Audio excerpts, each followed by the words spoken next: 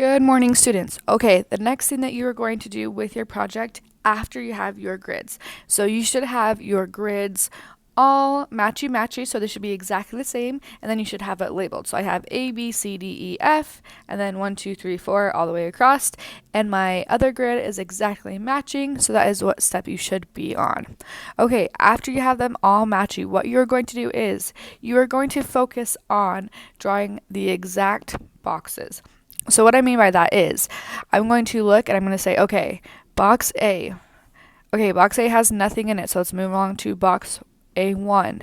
So in A1, all that I see in that box is this little tiny edge of the bow. So I'm going to go over to my box 1. I'm going to go down in the corner, and I'm just going to mimic that exact little bow, and that's all I'm doing in box 1. So if it helps you to get a piece of paper, you can always block out your boxes one by one. Sometimes that helps if you just go in. Sometimes that just helps you if you want to go in and physically block off a single box. That can really help you if you want to do that. You can always go in and block off a single box so you know exactly what to draw. So you're going to move along to box 2, and you're going to say, okay, I have just that top part of the skeleton. I'm just going to put a piece of paper down here so I can really see it clearly. Line it up. Okay, so in my box 2, that's all I'm going to draw. So I have the bow that starts about right here. Then I have my skeleton's head that goes about here to here.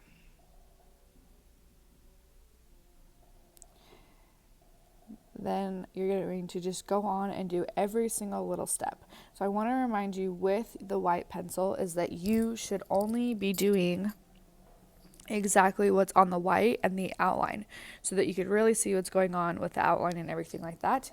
So now that I have this step, I'm just going to go back in and I'm going to say, okay, I have a little piece of white right here that I'm going to draw in, and then I'm going to go ahead and draw these little lines all the way around because that is exactly what I'm seeing. Then I'm going to leave a space for about half the eye right here. The nose is going outside of the box. And then I'm going to draw a space for the other eye as well. So I'm really just trying to focus on all those little tiny details. Then you have like this thing in there, right? And you're just going to go on and so forth. So I'm going to go in, I'm going to draw all of these things, and then once I'm done drawing with my white pencil, I'm only drawing the white, remember, I'm going to go back in and erase my border. So let me show you what the finished product looks like. Okay, here's my finished product. I had done the whole grid drawing. What I kind of like to do is I like to first, when I'm doing my grid drawing, I like to first kind of outline things and then go back in and get those really good details. And you want to have some really bright white, so I just went back in and really colored over those really bright white spots. And then I went back in and erased the grid. So you really want to have just your picture left over like this. Now that you have your finished product, I want you to do something exciting in the background. I want you to really set the scene. So for the background of this, I think I'm going to do like some flowers, maybe a little bit of a landscape. I want you to choose something that you think that really fits your picture, and I want you to embellish the background a little bit after your grid drawing. So go ahead and do that.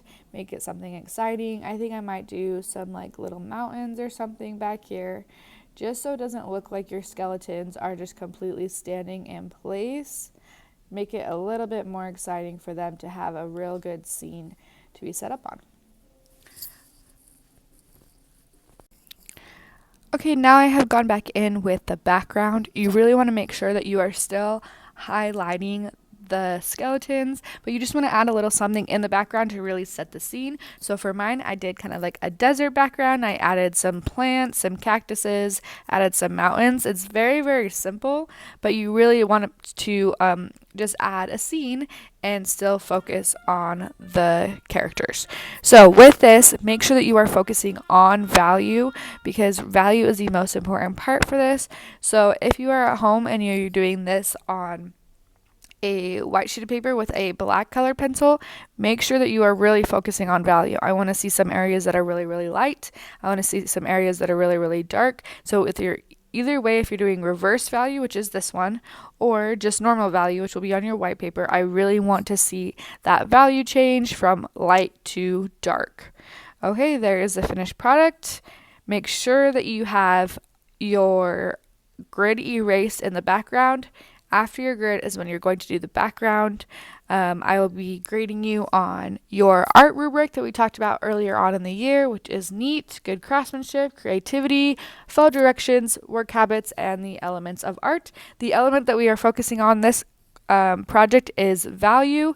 So make sure that you really have that really good value. Thanks, guys. I'm excited to see your projects.